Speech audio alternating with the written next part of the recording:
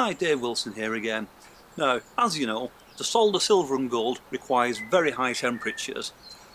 Now, that's good for silver and gold, but that can be very bad for some of the gemstones or semi-precious stones that we have in the rings. So, to get round that, one of the products that's available that we can use is this substance called Thermo Gel, and this is thermal barrier. And what this does, this helps us to block the heat from going where we don't want it. Very, very clever product. So come with me into the workshop and I'll give you a demonstration and show you how to use this stuff. Follow me. So this is a small tub of Thermo Gel. It comes in different sized tubs and you need to keep it sealed. That's very important. And it's a strange kind of green paste. It's got a strange consistency. It's not gritty, it's not sticky, and it's not greasy. So you can just wash it off your fingers with simple water. Now, the most common use for Thermo Gel is when you're soldering a ring. So I've got here a small ring with an inset blue stone. I'm not entirely sure what the stone is, but the point is it could be sensitive to heat or it could be glued in with adhesives. Either way, I want to protect it from heat whilst I'm soldering the ring. So the first thing I do is lay a bed of Thermo Gel on my soldering block, place the ring into it, and it's important that you fill any voids that are at the back of the stone so that the stone is completely surrounded by the Thermo Gel. And you can pile it up the sides as well. And now once it's firmly packed with Thermo Gel all round it, I can quite safely apply heat to the back of the band without any danger of excessive heat tracking round to the front.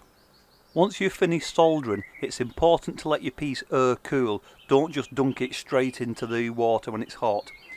But a quick swish in the water and that will wash off all the Thermo Gel, and then just give it a wipe with the dry cloth and you can now carry on with the rest of your finishing and polishing as you would do normally.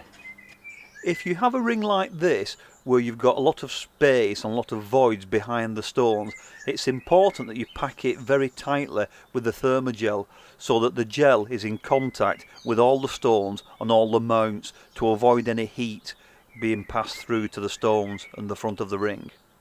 Here I'm going to solder together the components to make a small bracelet, and you'll notice here that the chain is very flexible.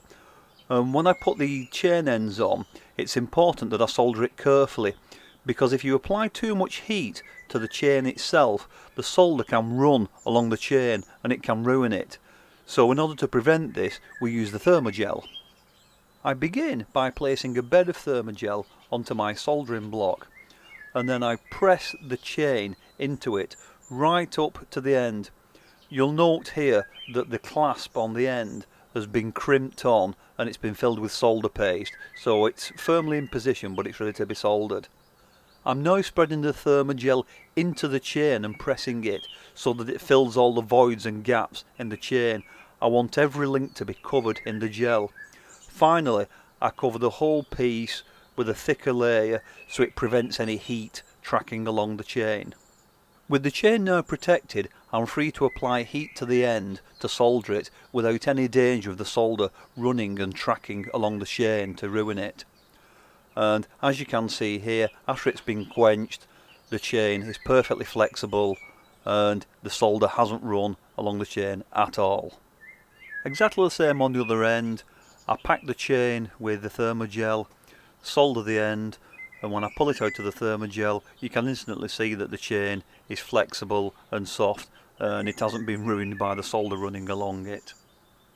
The last job is to attach the lobster clasp, and I'm going to do this by soldering a small jump ring. Now, having attached the chain ends, I don't want to desolder them, so I want to protect the chain ends from excessive heat. But also, in the lobster clasp itself is a small steel spring, and excessive heat can ruin them because you destroy the springiness. So I want to protect the end of the chain, I want to protect the clasp, and I want to protect the spring inside it. So simply I pack everything in Thermo Gel and just leave the jump ring exposed. I can apply the heat, solder the jump ring, and everything else is protected. And then after it's been pitled and cleaned and polished up, you can see this is the final thing. So we've got nicely soldered chain without the solder running down the chain. we've got a nice clean soldered jump ring, and we've got a nice strong springy clasp. Nothing has been damaged by excessive heat or by the solder going where I don't want it to be, and this has all been possible by the Thermo Gel. Lastly, any unused Thermo Gel, just put it back into the pot. If there are any bits that are really dried up or possibly even burnt, just disregard them, but all the good stuff, just put it back in the tub and seal it firmly, and it's great for next time. So I hope you found this useful. It really is great stuff. I've been Dave Wilson. Thanks for watching, and I'll see you real soon on the next video. Bye for now.